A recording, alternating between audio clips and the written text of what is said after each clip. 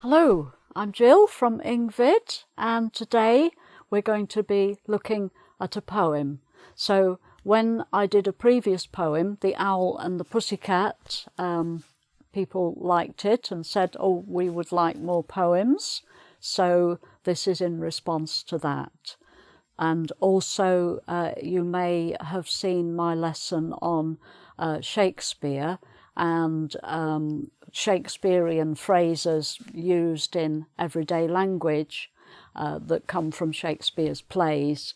So this links to that as well, because we're looking at a sonnet, which is a 14-line poem by Shakespeare today.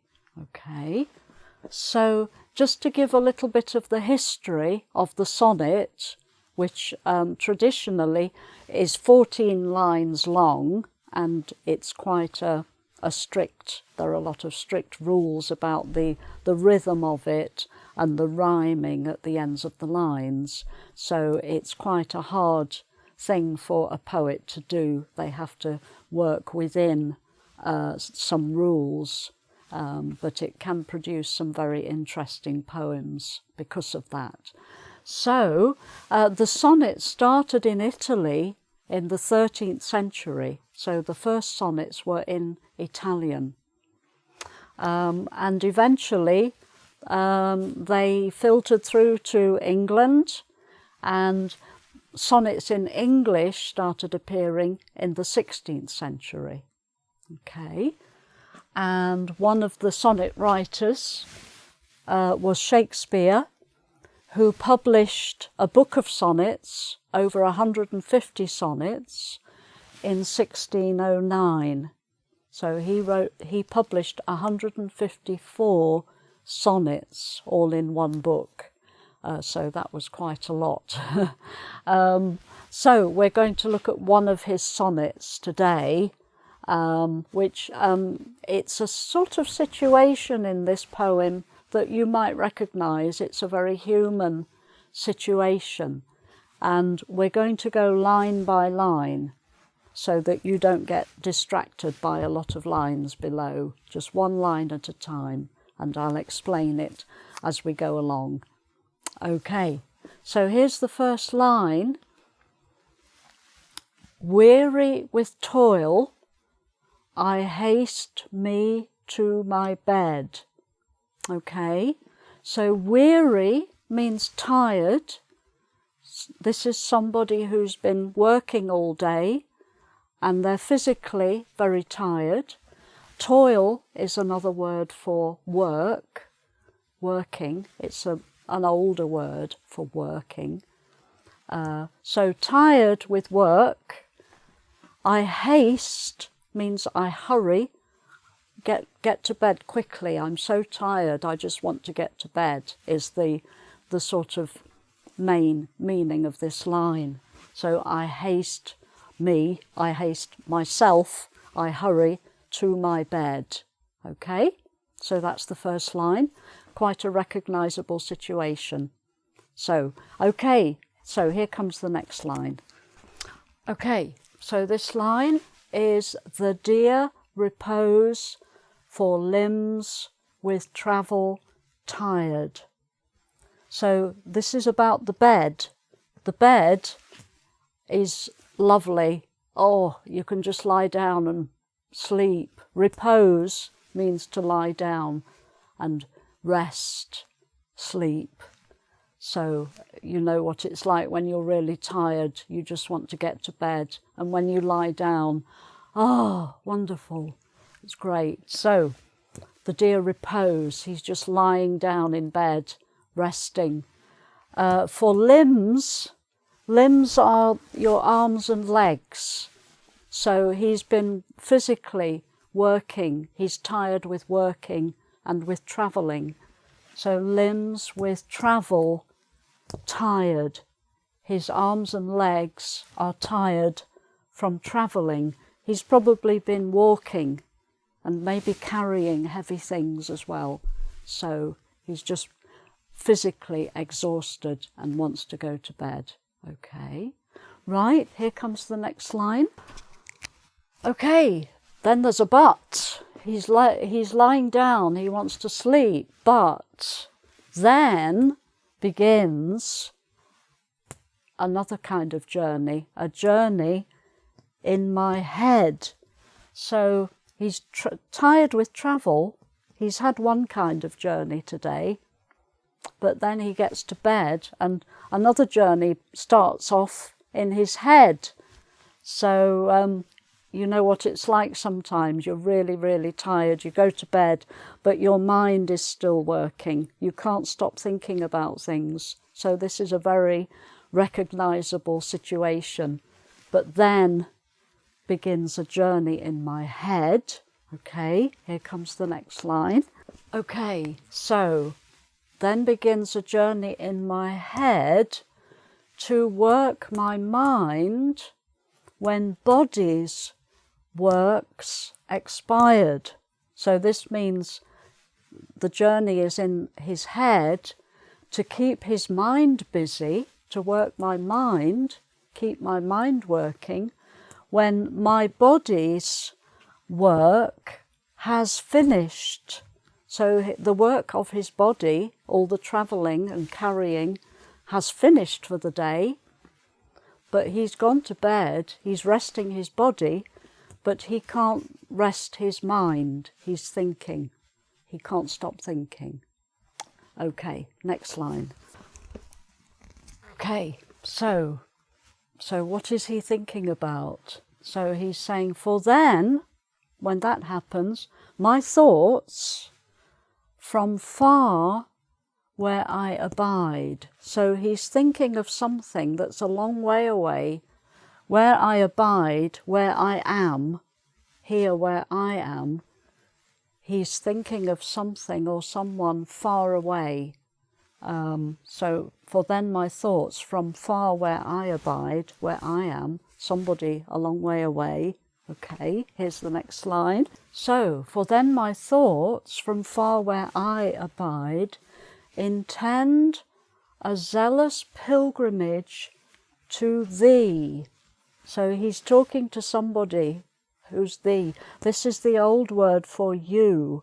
This is an old-fashioned word meaning you. He's thinking of somebody a long way away. And again, a recognizable situation.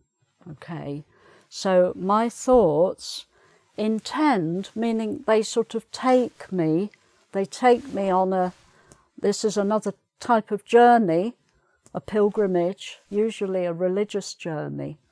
And zealous also is a word to do with religious, a very strong belief, a zealous pilgrimage. So he has strong feelings about this person that he's thinking about. They're almost like religious feelings for the person. So that for then my thoughts from far where I abide intend a zealous pilgrimage to thee. So his thoughts have gone on a journey, like a religious journey, to somebody who he can't stop thinking about. Okay, so next line. So while he's thinking, his thoughts take him to somewhere else where there is somebody else who's on his mind. And instead of falling asleep and keep my drooping eyelids open wide. So he can't even close his eyes, his eyelids that cover the eye. They may be drooping. His eyelids are going like this, almost closing. That's to droop, like that. But instead, his eyes are open wide, like this, with the eyelids up, because he's still thinking. He can't stop thinking about this person. So he wants to sleep. He's really tired physically, but his mind won't let him sleep. And he's just got his eyes open in the darkness, thinking about this person. You can't get to sleep doing that. Okay, so, right, next line. Okay, so, next line. His eyes are wide open. Looking on darkness, the room is dark. his eyes are open, but he can only see darkness. Looking on darkness which the blind do see. So people who are blind, who can't see, their eyes, you know, that they have the disability of not being able to see. He feels he's like a blind person. He's lying there in the dark, but with his eyes open, not seeing anything. Well, it's the same for everybody. If you're lying in the dark, you can't see anything. So it's like being blind. So that's a strange thing to say, but this is a poem. So the idea of blindness has something, a deeper meaning perhaps, in the poem. Okay, right, so that's the first 8 lines, but we've filled the board. Before we move on to the final 6 lines, I just want to point out something else about the sonnet, which is the way you get rhyming at the ends of the lines. Okay, so if you look at the end of each line without worrying about what does it mean, you might notice a pattern of repeated rhyming. So we've got bed, tired, head, expired, abide, thee, wide, sea. So I hope you can hear they're sort of alternating. Bed, head, tired, expired, abide, wide, thee, sea. So sonnets do this in different patterns. They're not always exactly like this. It depends on what the poet wants to do with it. But we have a way of showing the rhyme scheme just by using letters A, B, C. So I'll just show you how that's done, because you can then talk about the rhyme scheme with the letters. So if you call the first word A, bed, then tired doesn't rhyme with bed, so you call that B. Head does rhyme with bed, so that's A again. Expired rhymes with tired, so that's B again. Abide, that doesn't rhyme with anything that's gone before, so we have to use a new letter, C. Thee hasn't come before either, so we need another new letter, D. Wide rhymes with abide, so we use the C again. And then C rhymes with thee, so we use the D again. Okay, so this far in the sonnet, you can say the rhyme scheme is A, B, A, B, C, D, C, D. Okay, so I'll just write that up here so we have a note of it for when we look at the rest of the sonnet. So A, B, A, B. And you can also put a comma just to show, because that is a way of, it sort of creates a structure for the poem. It holds certain lines together. So that's the effect of the rhyme scheme. So A, B, A, B, C, D, C, D, and then there will be more to come. Okay, so I'm going to have to rub all of this off so that we can have the rest of the sonnet. Okay, so we just left the poem where the person is lying in bed with his eyes wide open, looking on the darkness, which the blind do see. Okay, so then it goes on, save that, my soul's imaginary sight. So save that means accept that. So he's saying he's like a blind person because he can only see darkness.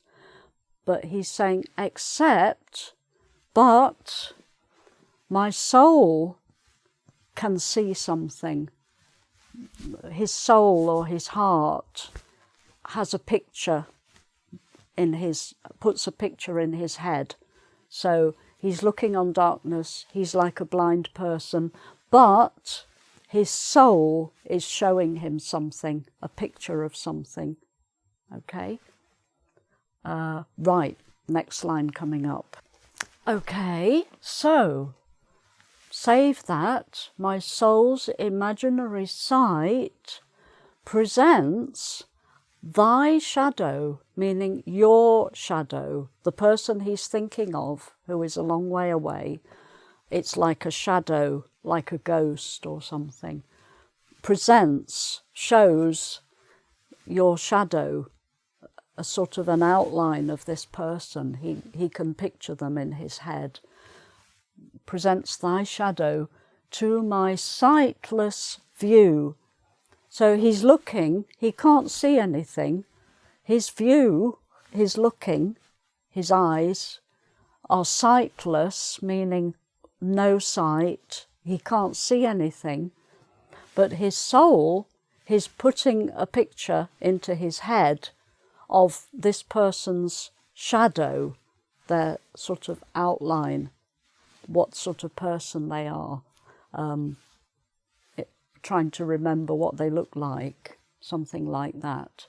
So his mind is working, he's looking into the darkness, but there's a picture in his head that comes from his soul, which is reminding him of somebody and what they look like.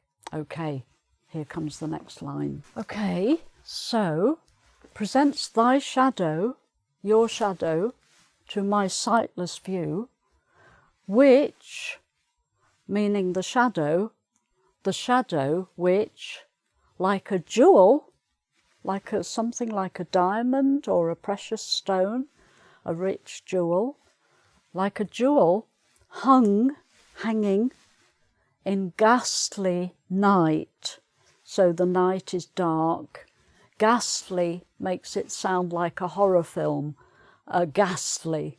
It could mean ghostly, like a ghost, which fits with the shadow.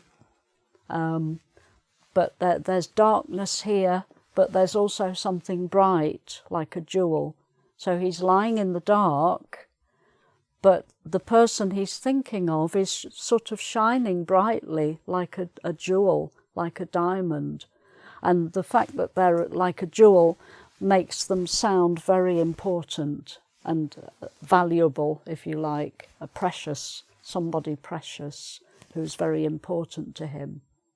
Okay, so it's just like a jewel there in the darkness, hanging in the air, hanging in the night. Okay, the shadow, which is like a jewel, which is a bit of a contradiction, but anyway, the jewel hanging there makes the black night.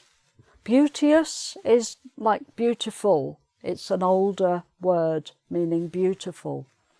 So the jewel hanging there in the darkness makes the black night beautiful.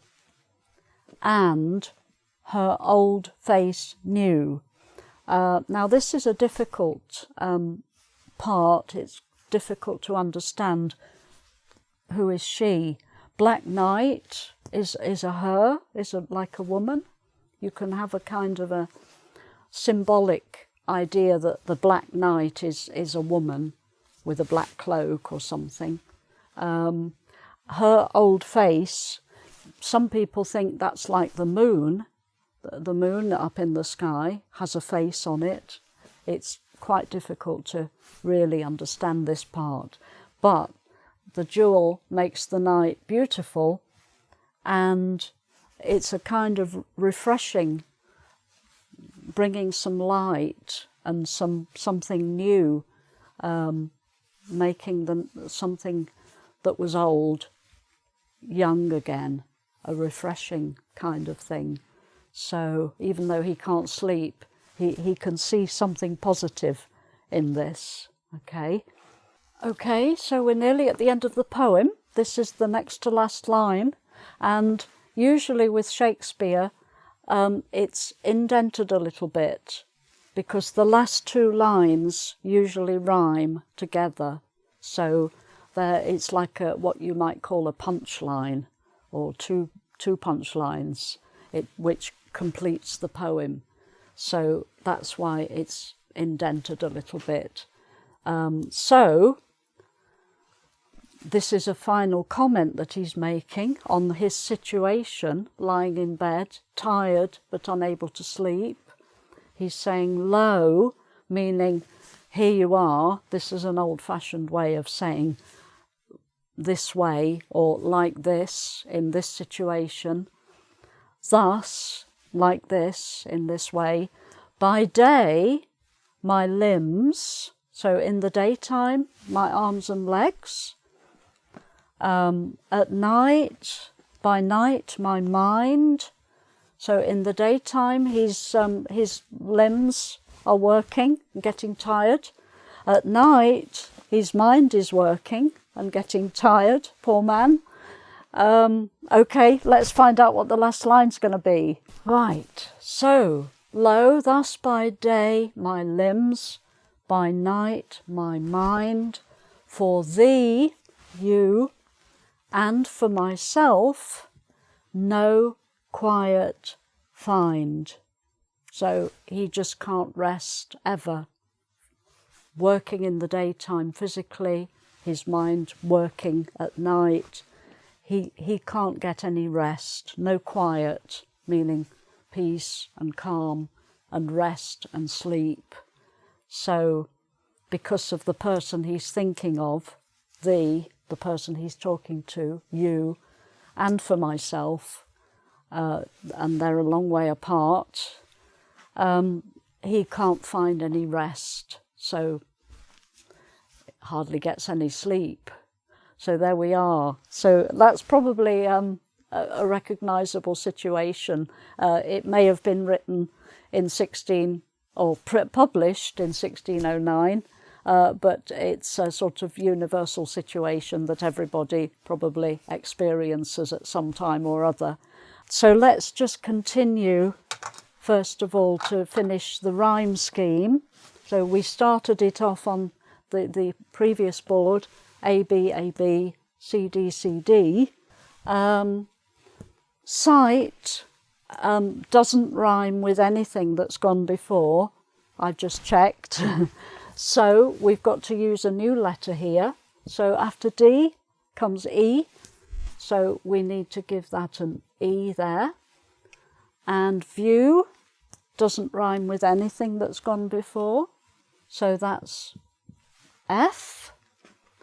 Then we have night, which rhymes with sight, so E again. And then we have new, which rhymes with view, so that's another F. And then we have the final two lines, which, as I said, they both rhyme together. Okay, and that's called a rhyming couplet, when two lines appear next to each other and they rhyme. So mind doesn't rhyme with anything that's gone before, so that's got to be G. Find rhymes with mind, so that's another G. So we've got A, B, A, B, C, D, C, D, E, F, E, F, G, G. So you could say that is the rhyme scheme of this poem, of this sonnet. It's a nice, quick way of saying how it rhymes. And that's fairly typical of Shakespeare's sonnets, to rhyme in that kind of pattern. Okay, so I hope you found that interesting, and I will read through the poem without stopping to explain, and so that you can hear it all in one piece. Okay, so hopefully that has introduced you to some new vocabulary, as well as to the poem and the sonnet form, if you haven't come across that before. So now I'll read the poem through without explanations so that you can hear what it sounds like as one piece. Okay, so here we go. So, weary with toil, I haste me to my bed, the dear repose for limbs with travel tired. But then begins a journey in my head to work my mind when body's work's expired. For then my thoughts from far where I abide intend a zealous pilgrimage to thee, and keep my drooping eyelids open wide, looking on darkness which the blind do see. Save that my soul's imaginary sight presents thy shadow to my sightless view, which, like a jewel hung in ghastly night, makes black night beauteous and her old face new. Lo, thus by day my limbs, by night my mind, for thee and for myself no quiet find. Okay, so there we are. There's a Shakespeare sonnet for you. And if you'd like to explore Shakespeare a little more, if you haven't already seen my lesson on Shakespeare's words in everyday language, have a look out for that one. And we have some other poetry. We have a haiku lesson coming up, and possibly some other poetry. And there's already a lesson on a sort of comic poem by Edward Lear called The Owl and the Pussycat. So if you haven't already seen that one, do have a look. Okay, and I'm sure there'll be a quiz, so have a look for that on engVid.com, and see you again soon. Bye for now.